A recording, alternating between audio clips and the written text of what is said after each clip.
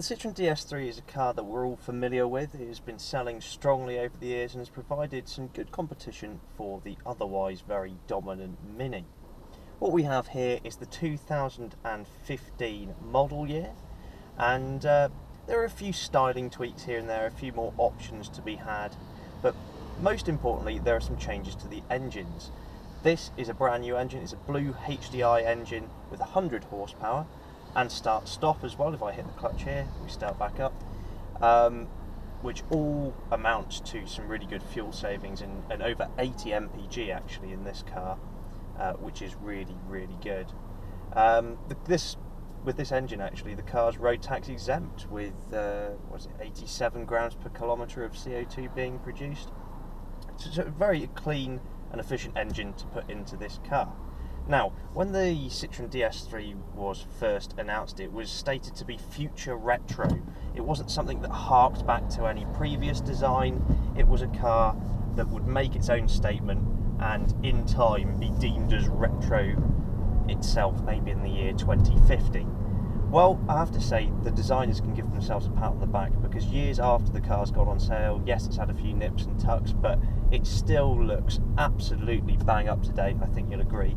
I mean, this car's got the white paint with the emerald green detailing on the roof and wing mirrors, and it looks absolutely fantastic. And we've got the larger alloy wheels on here as well, and it just really sets off the car very nicely. That's the thing with DS, it's the best of French luxury. So even inside here we've got some lovely touches.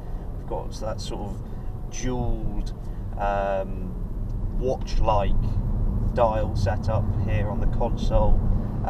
This car is the DStyle model. It's not top specification, so we lack the built-in satellite navigation, but even say the nice gloss finishes on the dashboard and the chrome detailing are very nice. And this also does come with Bluetooth, so you can hook up your phone or your sat nav to have everything play through the speakers, which is sort of a modern day touch you expect of most cars now.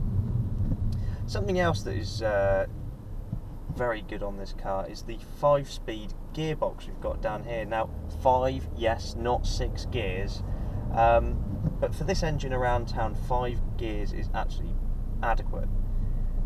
That said, the gearing is actually really long on this car, so 5th on a motorway will take you all the way to the car's top speed quite comfortably.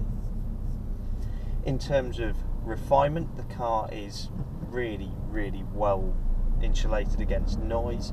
Diesel engine, yeah, a little bit grumbly at low revs, but when you're up to speed, it's actually quite a nice, pleasant engine. There's not very much in the way of vibration coming through into the cabin either, which is another real hallmark of good engineering. Torque delivery actually on the engine is really nice. Once we go around this roundabout, all the torque is delivered really, really low down. This car we're in at the moment comes to £17,500 with all of its extras, which, yes, is a bit of a premium price tag, but you are buying a premium model. This is not a Citroen C3, of course, it's a DS3, and the DS brand actually will be separated from Citroen later this year to become its own entity. The cabin seats 5. Centre passenger may struggle for legroom a little bit, but the rear seats are perfectly adequate for most journeys this car can be expected to cover. Boot space isn't class leading, but it is still very usable. With a nice big wide load area, you won't have trouble slinging your shopping bags in there. As for handling, the car actually is pretty good. I mean, it's not the sharpest, it's not as sharp as a Mini, for example, for throwing it into corners, but there is lots and lots of grip, which gives you plenty of confidence. There's also quite good body control, because the McPherson struts at the front seem to sort out the sloshing about of the weight quite well. Brake pedal has a nice good feel to it as well. We've got disc brakes all the way around in this car. The steering is a bit light, and that's something that does let it down, but then the flip side of that is that around town it's an absolute doddle to manoeuvre.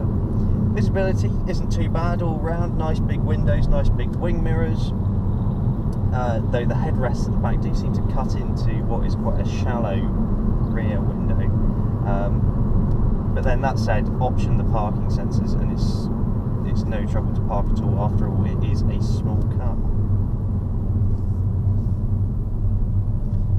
all in all, the Citroen DS3 is still just as strong a product as it always has been, going after those people of the iPod generation.